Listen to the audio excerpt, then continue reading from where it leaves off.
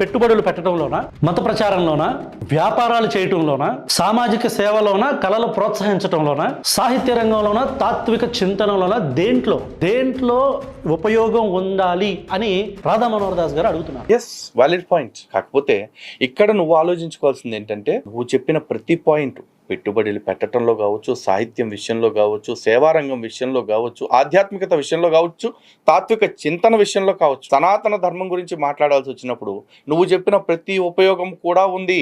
అంతేకాదు సనాతన ఆచారాల వెనక కూడా చూసుకున్నట్లయితే కనుక మానసికమైన, భౌతికమైన, సాంకేతిక పరమైన, సామాజిక పరమైన, ఆధ్యాత్మిక పరమైన అన్ని రకాల కారణాలతోటి మా ఆచారాలు ఏర్పాటు చేయబడ్డాయి. ఇక పెట్టుబడులు పెట్టడం విషయంలోన అంటే ఈరోజు ఆంధ్రప్రదేశ్ ప్రభుత్వం ఏకంగా ఒక జీవో ఇచ్చేసి NBFC ద్వారా హిందూ దేవాలయాలు ట్రస్టుల్లో ఉన్న డబ్బుల్ని రొటేషన్ పద్ధతిలో వాడుకుంటున్నారు. నాన్ బ్యాంకింగ్ ఫైనాన్స్ కార్పొరేషన్ ఒకటి పెట్టేసి ఈ నిధుల్ని దేవాదాయ శాఖ నిధుల్ని వాడుకుంటున్నారు.